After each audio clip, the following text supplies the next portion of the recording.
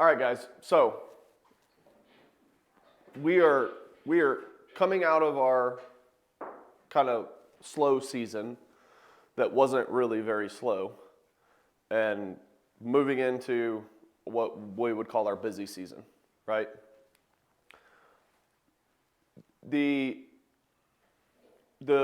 What we need to talk about and what we need to make sure that we're aware of and how to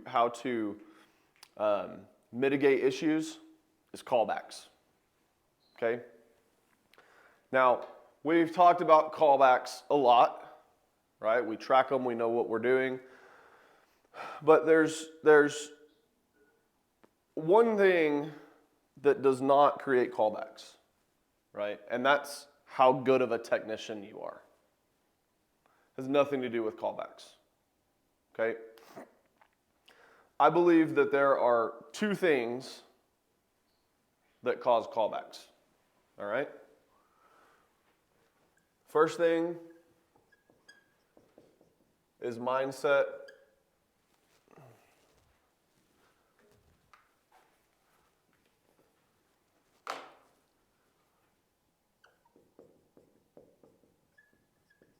Mindset and attitude, right? Where's your mind, right? How are you thinking? How are you thinking about your day? How are you going about your day? Where's your mindset? And what's your attitude like, right? And then the other big contributor to callbacks, guys, is your habits. What are your day-to-day habits? How do you do things? What habits have you built into your daily life as a service technician to prevent callbacks and to be the best technician that you can? Right? So, again, this is interactive. So, I'd like you guys to tell me, what are some things, some mindsets and attitudes that we can have that are good mindsets and attitudes that we should have as service technicians? Don't just stop on the first diagnosis because there could be multiple issues. Okay. You look at one thing, you diagnose it, and you think you're done with the call. So I guess like persistence. So looking at the whole system.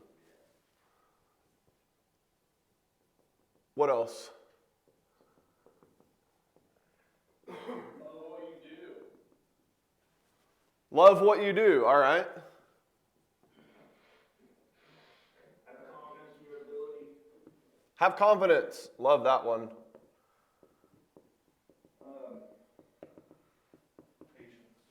Patience. Patience. That's a good one. Integrity.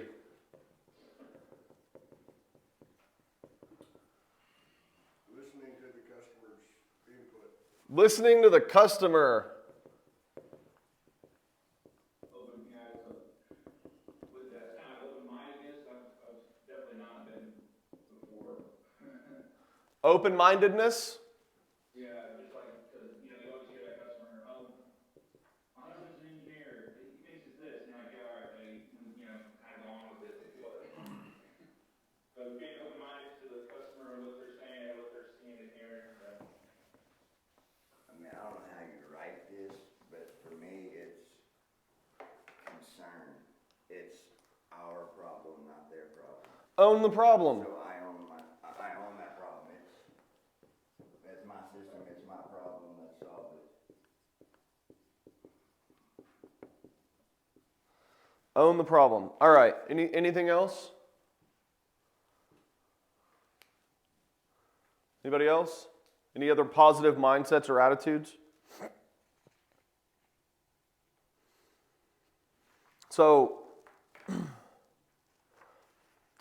one of the ones that I put down is do it right the first time approach. Right? We never have time to do it right the first time, but we've always got time to do it right the second time for free. Right? So do it right the first time approach.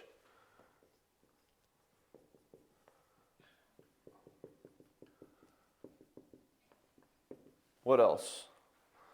What else? Owning the system. We've got that one. Oh, another big one, guys. Be willing to be the last technician on that service call. Right? Be willing to be the last guy. What does that mean? Like, a lot of times the tendency is, well, let me do this and we'll put a quote in, or we'll order, or I've got to order this part, or whatever. And what you're doing is you're kicking the can down the road to the next technician that has to go out there, right? And it might be you, but you're still kicking the can down the road, right? And so be willing to be the last guy out there. Be willing to be the guy that fixes it right and fixes it right now, right? And I get it. Sometimes it's 11 o'clock at night. It's the nature of the beast. Don't like that? Probably should find another profession, right? I think it is, no one's coming to save you. You kind of, when we're out there on Saturday night, it's just you, but no one's coming to save you. Yeah. You're the one that has to do it. Yeah, and that doesn't mean, and that's I like that, Jordan, right? Nobody's coming to save you. It doesn't mean that nobody will come to help you, right? It doesn't mean that you're not part of a team that if you need a hand, like, by all means, call somebody, right?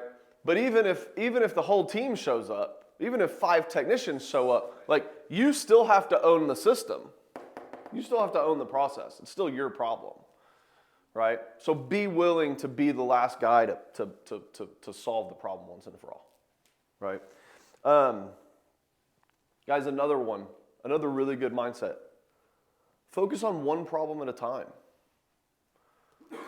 Right? We get out there and you find these refrigeration systems that are just, it's not piped right, solenoid's in backwards, thermostat's bad, got a hot neutral, like you got all these problems, and it's like, focus in on one problem at a time.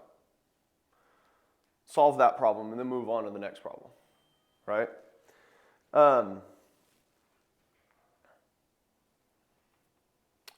We didn't put this one down. Caring for people. You said that, Bill. Did I not write it? Listen to the problem or to the customer. Is that what you said? Yeah? Listen to the customer. That's a great one. It's care, like, right? And you have to care for people. Like, they have a problem, and the amount of care that you have for the customer is not just because I have a job and I have to fix this thing, but you should genuinely care for the person and care that they have a problem. You know, just as much as you see somebody on the side of the road that has a blown out tire, you should stop and help them and care for that person. It's not your problem, right? Even more so should you do that in refrigeration in your actual job. Care for the people. Attention to detail.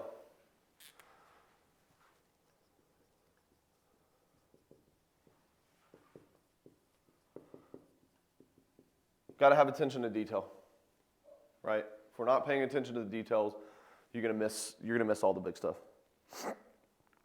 And then finally, looking for daily opportunities, right? Looking for daily opportunities to better yourself, to become a better technician, to become a better person, right? To learn how to care for people, right? Because that's difficult sometimes. We've all had to deal with difficult people. It's difficult to learn how to care for people, right? So looking for daily opportunities to better ourselves as technicians, as people, as husbands, across the board. All right, so what are some things that we do?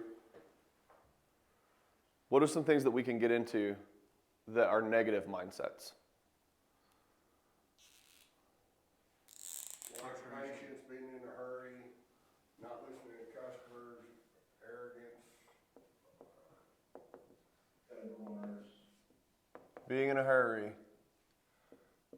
Frustration. Arrogance. Not caring. Not caring. Bad attitude. Not wanting to be there, Not wanting to be there. Lying. Good one, Gordon. Lying. think that was Lucas, right? Ah, Lucas, my bad.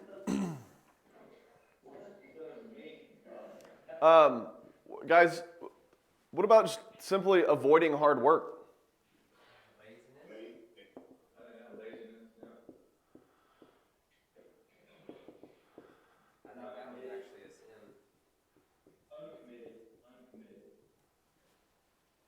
Uncommitted. Closed-minded. A better day attitude. I'm better than this. Better than attitude. Like that. Ego. Yeah, ego. The ego thing. You got an arrogant up there. Yeah, right here. You got an AC up there. Yep, right here. So,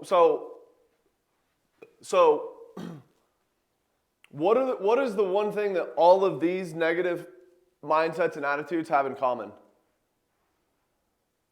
It's a blame game. It puts some of, I'm not doing this, let's see. No accountability? No accountability. Okay. I think they all have attitude in common. It all adds up to your attitude, how you feel about what you're doing. And that works from both sides. So attitude, not taking responsibility, not caring. What is one thing that all of these things sum up? It's easy. It's easy to do all these things when it actually takes you Okay. actually trying. Yeah, these things are easy. It speaks on somebody's character if you're like this. Absolutely, it totally speaks on your character, right? If these are the problems that you're having, this is a character problem for sure. But what is one? I'm looking for one specific thing. Nope. All right, I'll tell you. Go back. These are all things that are in nobody's control but yours. Only you can control these things.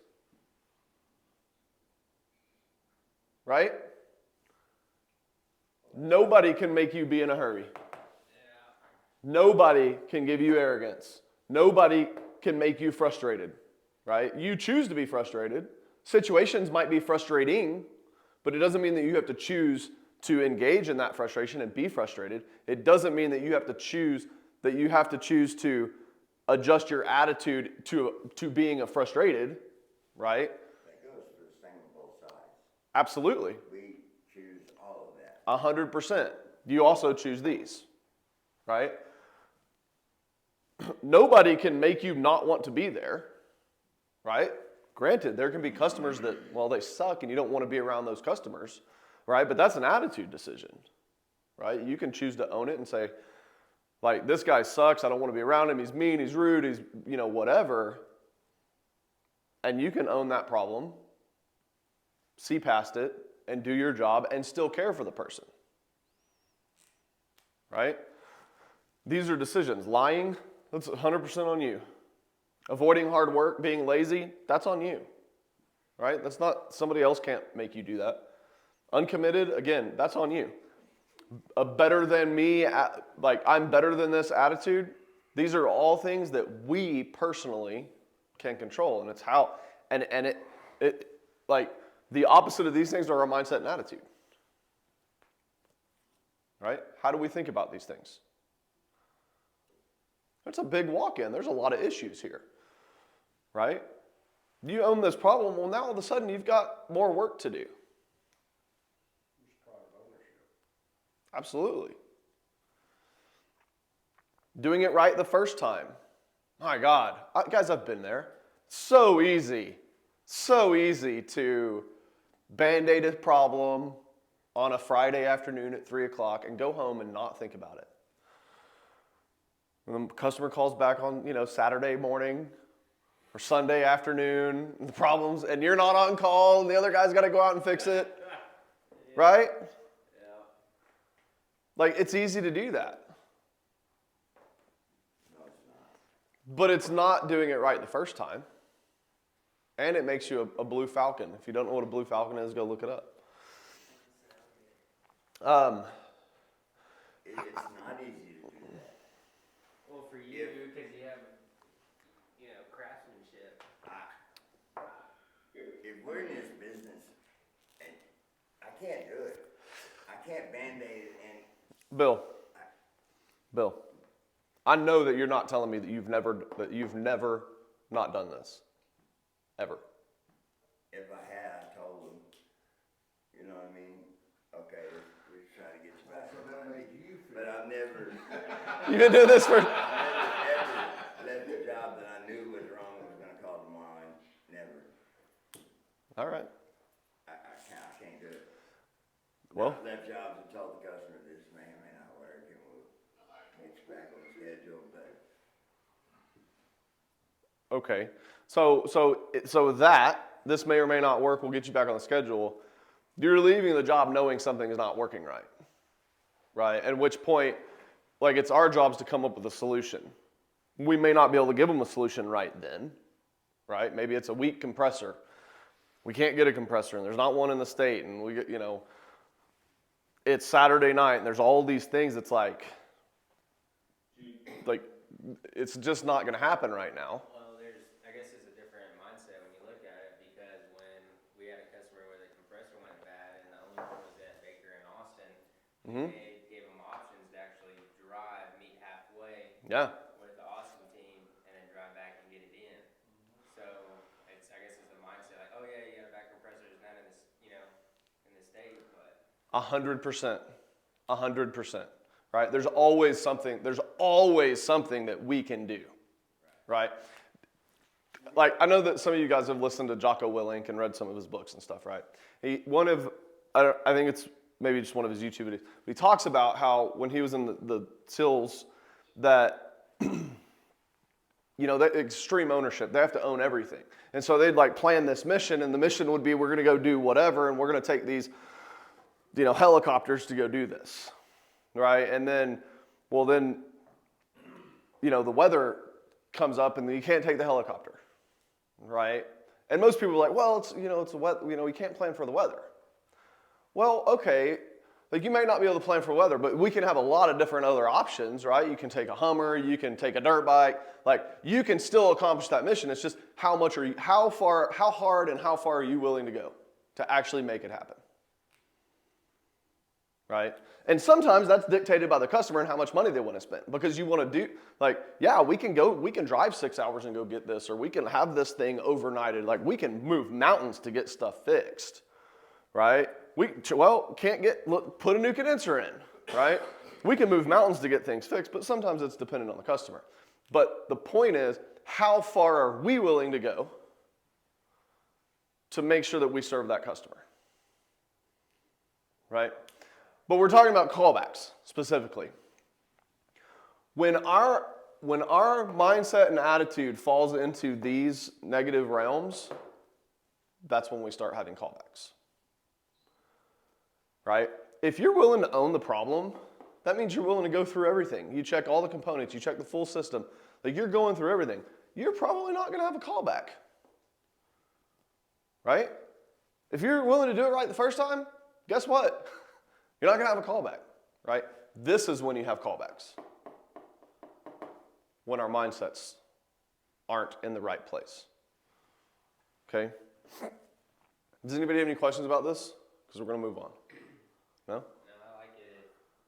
If you have one guy with that kind of mindset and attitude, imagine if you had a whole team with the Yep. same mindset. Yep. problem is everything on the right can be infectious. Absolutely. It can carry on to the station. You're saying the things on the left can't be infectious? I bet Nope. they can as well. I don't think that's what he's saying. But you're right. These things, these negative traits can be infectious, right? Bad apple spoils the whole bunch. These can also be infectious. Right? So attitudes and mindsets, right? Attitudes and mindsets flow into habits. Right? Attitudes and mindsets are things mentally that we do, to put ourselves into the right state of mind when the going gets tough. Right? It's real easy to have a good attitude when you've got one service call a day and it's December and there's not a lot going on. It's really hard to have that good mindset when it's 4:30 on a Friday and you've been running till 7 or 8 o'clock every night since Monday, right? And you were on call the previous week and now you're going off call and you've also got a date with your wife at 7:30 that night. It gets tough, right? And it's really difficult to stay in that right mindset, right? And there's things that we can do, right? But number one, like the key is knowing it, right? The key is knowing, I'm falling into this bad attitude. Am I doing this right? Am I really doing this right? No, I'm not. Let me pause. Let me take a break. Like I tell Bill all the time, go get a Coke and some peanuts. Walk across the street to 7-Eleven and get a Slurpee. Take a break. Take a chill pill. Make a phone call. Ask for some help. Right? Think about the process. Take the time to understand, I'm falling into a bad mindset. Why am I falling into a bad mindset? What is the right mindset? Let me reset. Let me reset. Let me readjust my attitude. Because it's the only thing that you can control. Right? It's the only thing that you can control. In fact, I would say, I would go on record and say your attitude is the only thing that you can control in life. There's this really great quote from Thomas Jefferson. It says, "Nothing can stop the man with the right mental attitude from achieving his goal. Nothing on earth can help the man with the wrong mental attitude." Right? These are decisions that we make. Okay? Now, what are things that we can do to help make these things easier? Those are our habits. The habits that we build on a daily basis, the way that we do things, the processes that we have, help these things, and they all keep us from having callbacks, right? We've all been in the refrigeration industry for a long time.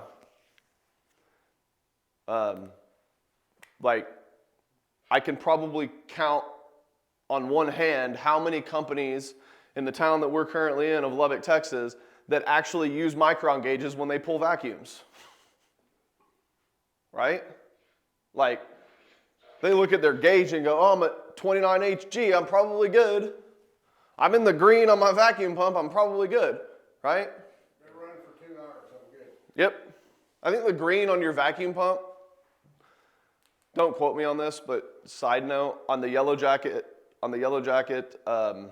vacuum pump, if you get into the green, I think it's either 200,000 or 12,000 microns. It means nothing. Right? So, but my point is this. Just the fact that micron gauges are mandated, right? It's part of the processes and the habit. And we pull below 500 microns, it's part of the process and the habit, saves a lot of problems down the road, right? Just developing that habit doesn't mean that we're better than anybody else, doesn't mean that we're smarter than anybody else. It just means that we have better habits. That's it. But those habits create less opportunities for failure and for callbacks. Well, it's a higher standard. Absolutely. It's a higher standard. Good habits are always a higher standard. Right? So let's talk about some good habits. Move this one down here.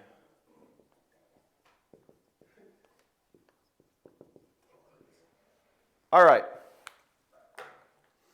So what are some good habits?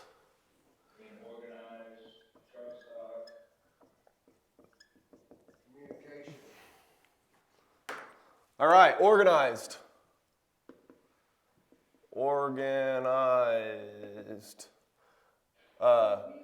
Truck stock.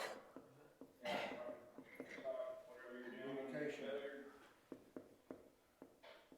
With your team and the customer. Communication with team and customer. Asking questions.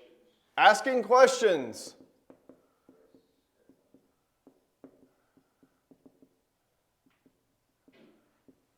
What else? What are good habits? Willingness. Willingness to listen to it's all around. You're willing to listen to the customer. That's a mindset. That's an attitude. What are habits? Things that we can do on a daily basis that we can practice physically doing. Right? What?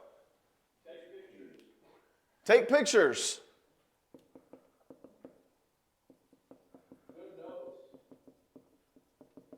Safety mindset. Notes. I'm gonna put Lucas, I'm gonna put notes/diary. Right? Making sure that you're putting good notes in the diary. Safety mindset. Safety. And adhering to, the process that we have laid out for every job, whether you're cleaning ice machines or running a service call, whatever That's still a mindset.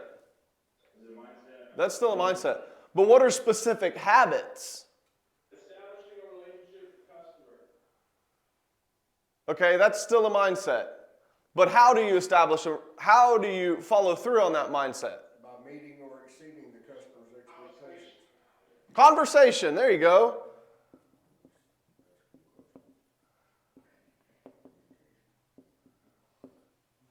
Conversation, it's kind of like asking questions, I think right? trying to know what you're working on. Because how do we, like conversation-wise, like Bill and Warren and Clint does a lot. I've seen them like when they get reviews, like they're just Yeah, kind of say it's not communicating about the job. And right. Being human with them. Right, and that's why it's different. Yeah, that's why it's different, right? Conversation with the customer is a lot of times it's outside of the realm of why you're there, right? Conversation, it's caring for the customer. It's, hey, how you doing? How are your kids? Right? Hey, Joe, like I've built this relationship with you over this, few years.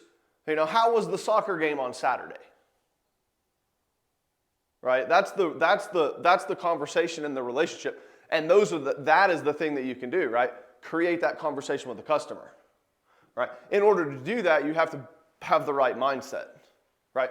Asking questions, this is specific to I'm here, what's going on? I don't know how to put that on the board, but I start my day a certain way. Mm-hmm. I come to the shop half an hour early so I can visit and drink my coffee. Right. And put myself in the mindset Right. before I begin my day. 100%. We all do that on a daily basis. To plan the day, I don't know how to say, to put your mind right before you begin a ritual, a habit. Yeah. I don't know how you put it on So, the board, but Well, the thing is, we're all creatures of habit. And if you got a bad habit, it takes. I have that on here, so because we're gonna get back to that. But let's finish some positive habits, some actual things that we can do. Right? Mindset is how your mind is. Right? The thing is this. Well, I can't. Oh, where's that on here? I would think like pull is supposed to. Going for actually getting it from the horse's mouth. So one of the things I have on this sheet, everybody's going to get when we're done. People can tend to have a great attitude and mindset. Right? There's a lot of people that have really good attitudes and mindsets, but terrible habits. You have a great attitude and mindset, but you've got terrible habits, guess what? You're still going to have callbacks. Right? They go hand in hand. So some good habits that I have written down here. Testing the operation of the full system. Right? Before you leave. That's a habit that you can physically do. Test the full operation. Test everything. Some kind of, basically proving your work, proving what you did. Well, and it's also part of owning the system, right? Because what is one big factor of callbacks that is due to a bad habit, right? It's getting out there and finding a problem, right? I found okay, perfect example. I found the evaporator was iced up. So I thawed out the evaporator. System back at temp. System's running, it's at temperature, everything's good. Probably had a stopped up drain line. Drain line's clear. You write up your ticket and you leave. 4 days later, you get a call back. Why? You didn't check the heating circuit, you didn't check the time clock, you didn't make sure that drain was clear. Ding, ding, You ding. didn't make sure that the drain pan was clear of sludge and all that. Exactly. Could the drain line be stopped up? Absolutely. Could that be why the evaporator stopped up? Sure, it could. But could your heaters also be out? Could you have a bad heater? Could they be unwired? Could you have a wire nut loose? Like, there's a lot of other things, right? But if you own that system and own that problem, you find the evaporator, you thaw it out, you clear the drain line, you ensure the drain line's clear, you check your heaters, you check your time clock, you check your pressure controls, you check your thermostat, right? There's a lot of things that can cause your evaporator to freeze up. So you have to go through the full system. No matter what time it is. Yes, no matter, 11 o'clock on a right? Friday night. Well, and so in a situation like that, that's a conversation with the customer. It's like, hey, I found this, I've got this fixed, the system's working right now. I don't know exactly why this happened, but I know that it's working right now.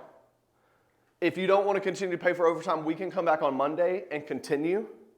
If something happens over the weekend, let us know and we'll come back out, right? That's not a callback. That's communication with the customer, and that's putting the fate of the customer in their own hands, right? Don't spend the customer's money for them.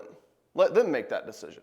So in that situation, it goes back to that communication and that conversation with the customer. Being honest, really. I mean, you're just being honest with the customer. Hey, this, but it could be, another issue, would you?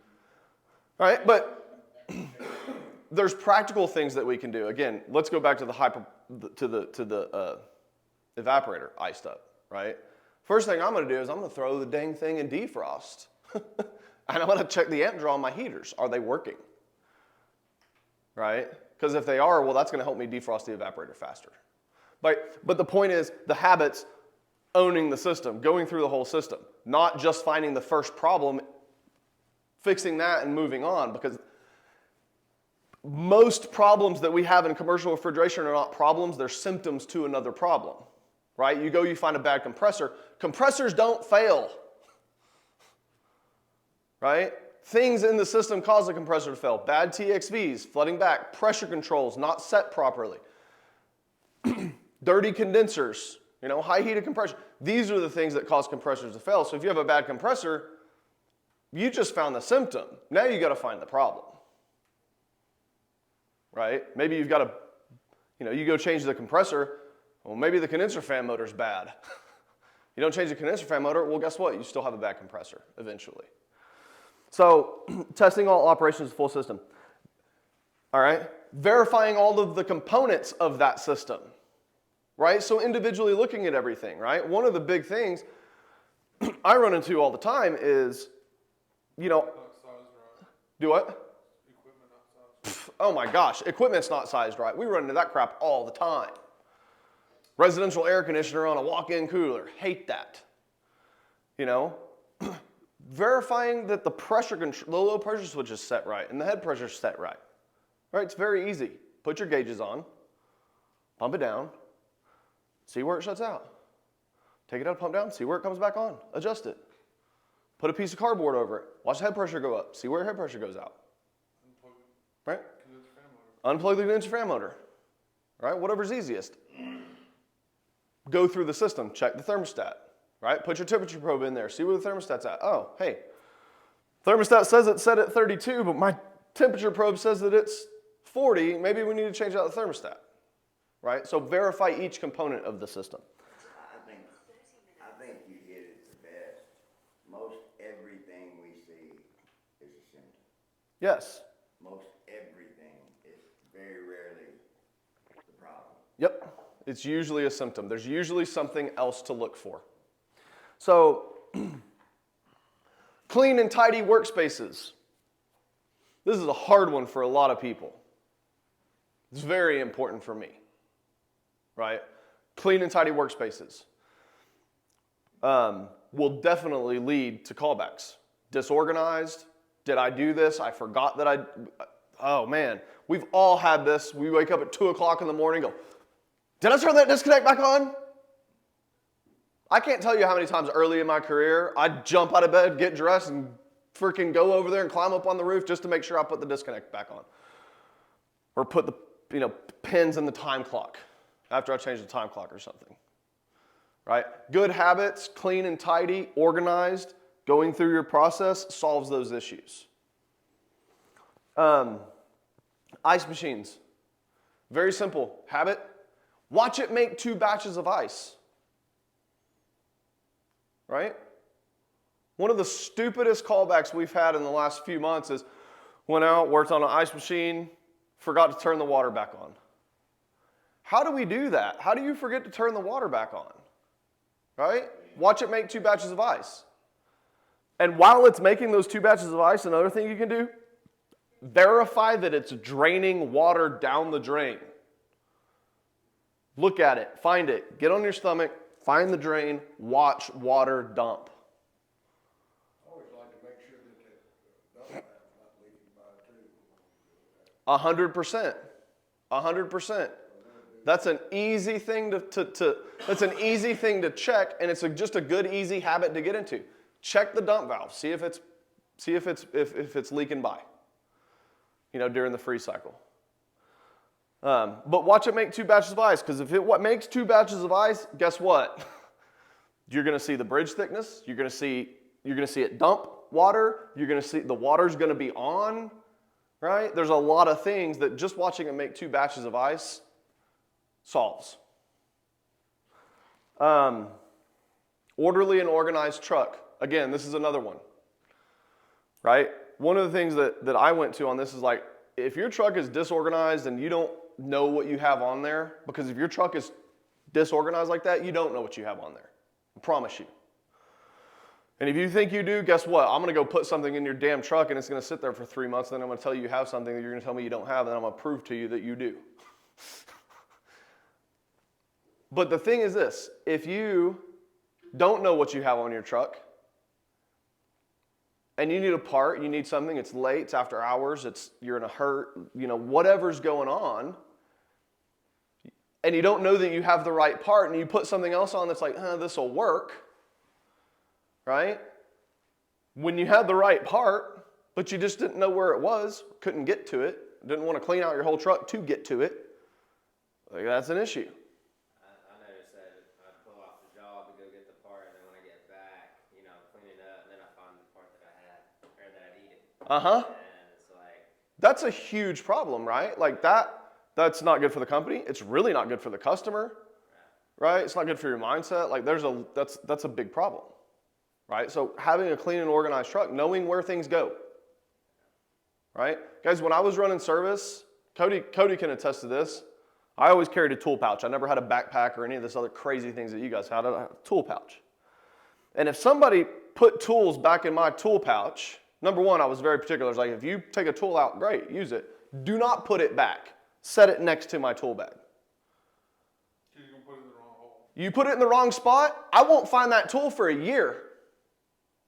I just won't see it. It could be right there. I won't see it because that's not where it goes, right? But I could also reach behind my back, fill my tool bag, and pull out the exact tool that I needed. I knew exactly where everything was, right? And I haven't carried a tool bag in 10 years. To this day, I can get a tool bag, put all the tools in it, and I know exactly where they're supposed to go, right? It's the same thing for your truck. You know where your contactors go. You know where your pressure controls go. You can just take a glance and go, oh, I don't have it, right? And vice versa. You just look in your truck and take a glance, I've got everything I need. I'm ready to go run service calls, right? Truck stock. Guys, another good habit. Don't do installs on Thursdays and Fridays. Set your installs Monday, Tuesdays, Wednesdays. Don't do them on Thursdays and Fridays. That's a little like within limitation, right? Yeah, I mean, sometimes it's not, sometimes that doesn't work, but when possible, don't schedule installs to start installs on Thursdays and Fridays. Because you've got a dinner date with your wife and the movies, right? And so when you start that install on Thursday and then you have a problem, right, whatever it is, I mean, we've had a lot of issues with new equipment lately, right? Then you're up against the wall on Friday and you can't go to this parts house on Saturday, or you're going to pay extra money to get them to open up. It creates problems, right? It puts you in an undue rush. So when all possible, we don't do installs on Thursdays and Fridays. Another thing, when you're on site with a customer, something that you can do, a habit that you can do, ask the customer, is there anything else I can do to serve you? Right? And do it with the mindset of, if that customer asks me to help them take out the trash, I'm going to help them take out the trash. Right? If that customer asks me, I really need to get this floor mopped, ask where the mop sink is. Right? Approach it with that attitude. Right? Don't approach, hey, is there anything else you need from me? Because I've got 1 foot out the door and I'm in a hurry and I got to get out of here. Right? It's like when you're on a site with a customer, that's what you're there for. You make a mess, clean it up for them. Absolutely. If you make a mess, you better clean it up for them. Right? All right, another one. Tell my cooks to be a steward. Be a steward. Absolutely. One of my favorites. Ask customers exploratory questions and listen to them, just like Warren said. Ask questions. Ask them exploratory questions and listen to them. The customer will tell you what's wrong 90% of the time. Right? Be Batman. Batman is the greatest detective ever. Right? Be Batman. Be the superhero for them on that call. Ask questions. You guys going to notice things that nobody else notices. Right? Ask them a lot of questions, follow-up questions. They will tell you what the problem is 90% of the time, if not more. All right, another habit. When a customer tells you the problem, repeat back to them what you're hearing. Right? My ice machine's not working. Okay, I understand your ice machine's not working. Right? Another exploratory question. When did you notice this? When did you notice the ice machine stopped working? Middle of the day. In the middle of the day. Great. Was it working that morning? Yeah. Was it working this morning? Yeah, it was working great this morning. Okay. Works great at night when nobody's here. Gives you some ideas, right? It's hot. Well, it's not hot at night, right? Maybe it's a head pressure issue. Maybe it's a condenser issue, right? Gives you some places to start. Ask exploratory questions and repeat back to them what they're saying, right? That helps them know that you are hearing them and listening to them and listening to what their concern is, okay? Full system walkthrough before the service call. This is a great habit to get into. Go in there, don't take your tools. Go in there, talk to the customer. Do a full system walkthrough. Look at everything. Use your senses. Sight, smell, hearing, feeling, right? You walk in there and feel the suction line, it's not cold, okay, there's a problem. You walk in there and feel the liquid line and it's 150 degrees, there's a problem. You walk in and you hear the TXV feeding and hissing, there's a problem. You go in there and you feel the walk-ins at 60 degrees, there's a problem. Your senses help you solve a lot of problems, right? So go into the service call at the start, don't take tools. Talk to the customer and feel things. That's really important because when you walk in with your tools, you tend to use your tools, right? And what it does is it causes you to spend less time talking to the customer, spend less time doing a full system walkthrough and checking things out, and start just taking covers off and looking at stuff, right? So just make the habit of go in, don't take your tools. All right, go in, spend 5-10 minutes talking to the customer, doing a full system walkthrough, okay? And when you're done, don't put up your tools until you are done, and then do a full system walkthrough, right? Go back through everything, right? These are good, just basic habits, things that you can do every day on every service call. Take a lot of pictures. We've got that one on here. Take pictures. Guys, ask for help from your team. Ask for help from your team. Review your first call the night before. Okay? Take a look at it. Where are you going? What did you got? Do you need parts? Do you need to go to the office and get a part? I realize that, I don't know, but maybe our service coordinators aren't giving you your calls the night before. If they're not, I will make sure that they start doing that. If they are, check it out. Oh, I've got to go to Snyder. Oh, parts at the shop. I need to go to the office and make sure and get that part. Just don't be on their schedule anyway. Well, Right. we implemented a way where we get it figured out the night before. Perfect. Perfect. 30 minutes, calls me now. Perfect. So verify the call the night before, right? A couple of things that does. Number one, it prepares you for the next day. Number two, it mentally prepares you for the next day. Right? It helps you mentally understand to get started the next day what you're doing in the direction you're going. Okay. So there's another great quote that I really love. Confucius. Yeah. The man who asks a question is a fool for a minute. The man who does not ask is a fool for life. The last thing that I have on here, ask questions even when you think they're dumb.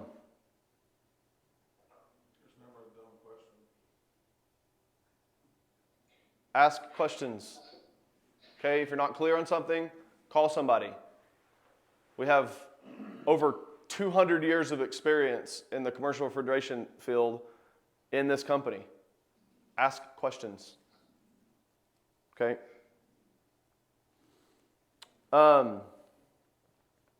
Guys, a significant cause of callbacks is customers. They either don't feel heard, they don't feel like we listened to them when we got there, and when they don't feel heard and they don't feel like we listened, they assume that we don't know what the problem is, and it tends to have them call us back, right? Whether it's really a callback or not, right? Sometimes it's just for more clarity, right? The other thing is unrealistic expectations, or the customer not understanding what the expectations are. But that falls back with the communication. Absolutely. You should be communicating before, during, and after every call with the customer. 100%. 100%. But if we don't do that, it creates callbacks. Right? The attitude a lot of times is like, well, I went in there and I fixed it and everything's working. It's only like 25% of what we do, right? Customer communication, talking to them, making sure the customer understands the expectation. You know, how many times have we gotten the call, hey, you guys were here 20 minutes ago and my walk-in's still not at temp? Okay, it's a big walk-in. It was at 65 for 3 weeks. It's going to take time. It's full of product, you know. But that callback from that customer, it's still not at temp. Guess what? We're going back. Like we're calling the technician, turn around, go back. It's a callback, right? When it didn't have to be, it's just explain to the customer, set the expectation level for that customer. A significant cause of callbacks is the customer's misunderstanding or unrealistic expectations. Effective communication and ensuring the customer feels heard can noticeably reduce callback rates.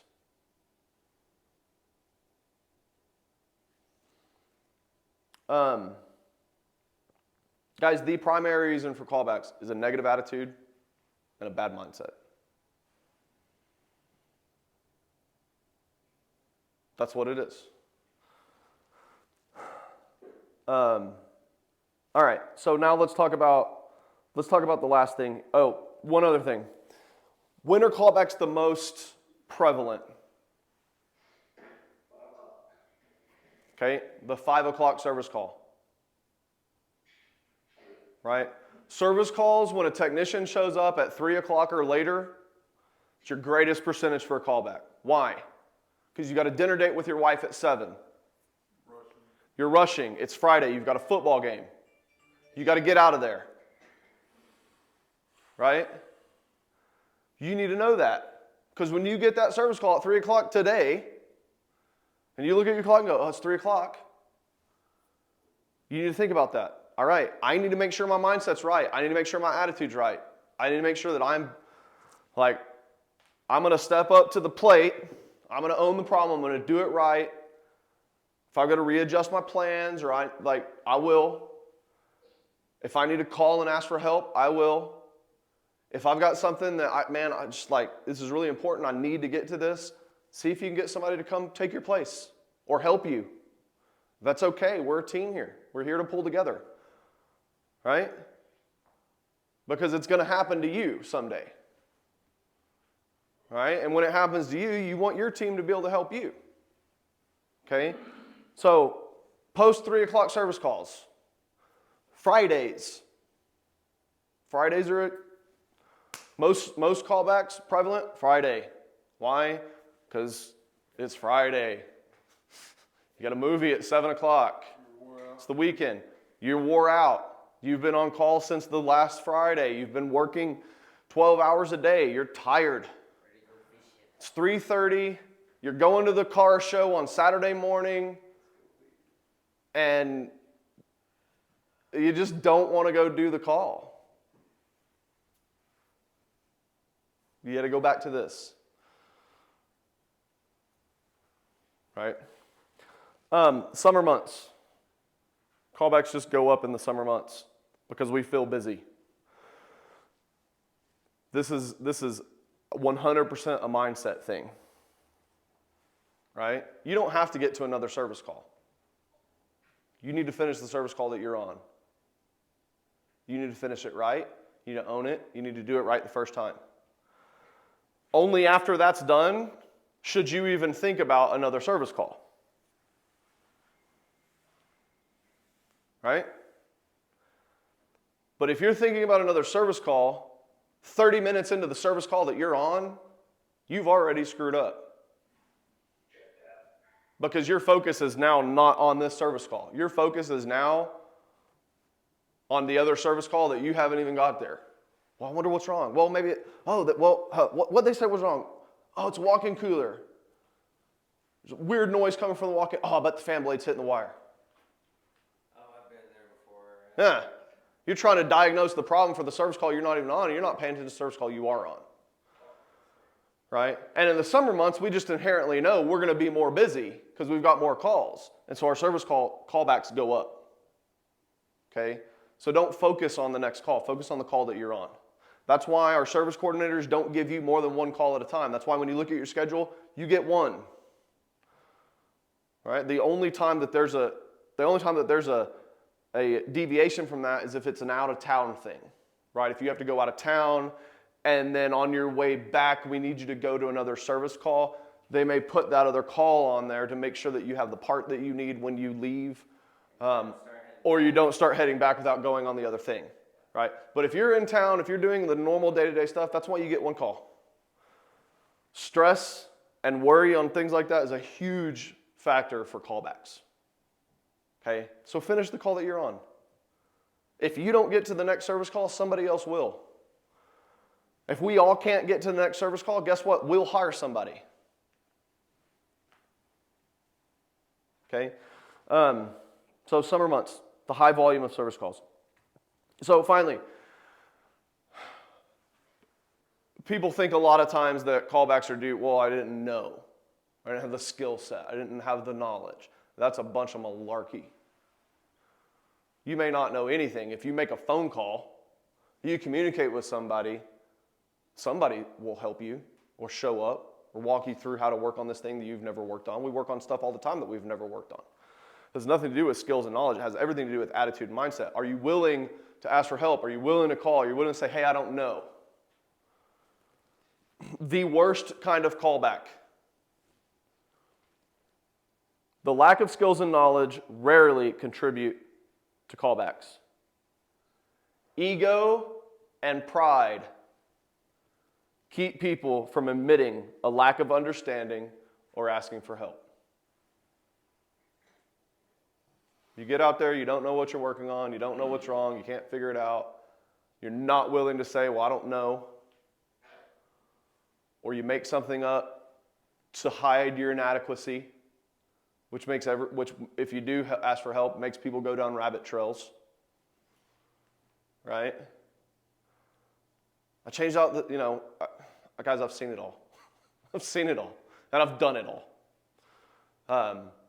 But that ego and pride, it's got to get out of the way. You got to ask for help. I don't understand. How do I do this? This doesn't make sense to me. Okay? Good service is not about knowledge and skill. It's about your attitude and mindset. People can be great technicians.